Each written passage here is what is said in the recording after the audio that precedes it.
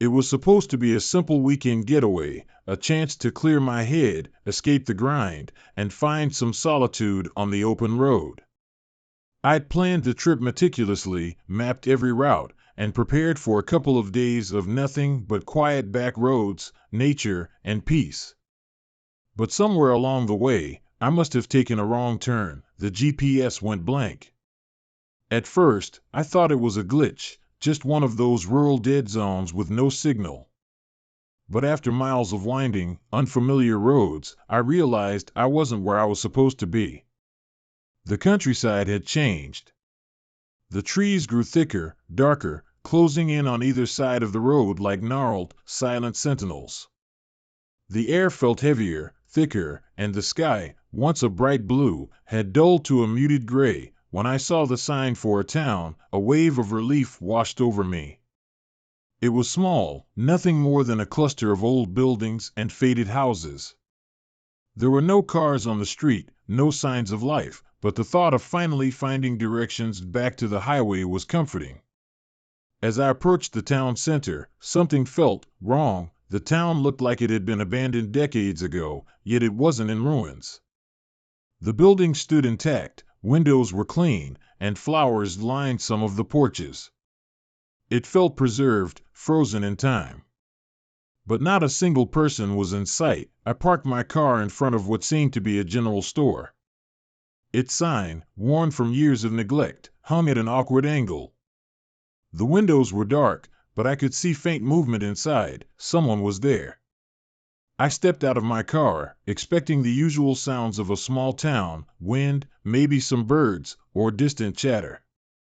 But there was nothing. Absolute silence.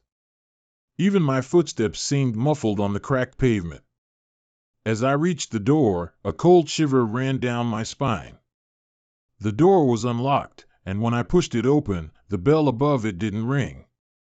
No sound. Not even a creak from the old wood. Inside, the air was stale, like it had been sitting still for years. But the shelves were stocked, canned goods, old snacks, and even bottled water. Behind the counter, a man stood. He was pale, gaunt, his eyes sunken, as if he hadn't slept in years. His lips moved as though he was speaking, but no sound came out. I waited for some sort of greeting, but the silence remained. I stepped closer, confused, and that's when I noticed the others. In the back of the store, a few more people were gathered, all with the same haunted look, all moving in eerie synchronization. Their lips moved like they were whispering, but still, no sound emerged. Something was very wrong. I left the store quickly, glancing around the street again. More people had appeared now, standing in doorways, sitting on porches. They watched me, but none of them made a sound. They moved sluggishly, like they were afraid of disturbing the air itself. A woman across the street caught my eye. Her face was etched with fear, her body trembling. She raised a finger to her lips in a gesture I understood instantly. Don't make a sound. I felt my heart race as I got back into my car, the silence pressing down on me. It was as though the town itself was holding its breath, waiting for something.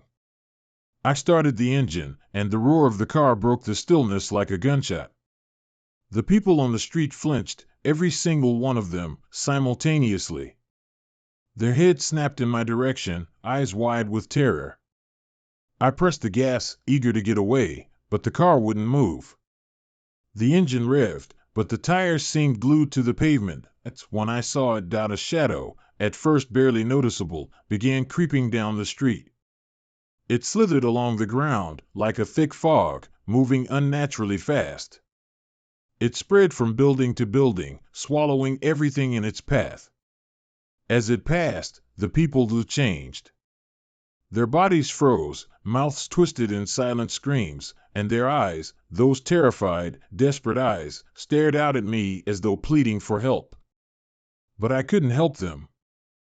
I couldn't even move. I slammed my hand on the horn, hoping to break the silence, to do anything to wake myself from what felt like a nightmare. But no sound came. The horn blared silently, as if the very air in this cursed town refused to carry it. Panic set in. I tried the door, but it wouldn't budge. The shadow continued to spread, darkening the street as it crawled toward my car. I watched in horror as it consumed the people one by one, their bodies withering, skin turning gray and brittle before they simply crumbled.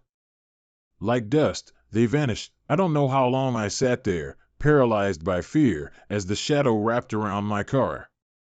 The last thing I saw before everything went dark was the reflection of my own terrified face in the rearview mirror. When I woke up, it was morning. My car was parked on the side of a familiar road, just a few miles from the highway. The town, whatever it was gone. Not a trace of it on the map, not a trace of it in the rearview. I checked and rechecked, but there was no sign of where I had been, but something followed me. Now, in the dead of night, I hear it. The silence. It creeps in when everything else is still. A crushing, suffocating silence. I don't know how, but I can feel it, waiting for me to slip up, to make a sound when I shouldn't. I don't think I escaped that town, I think I brought it with me.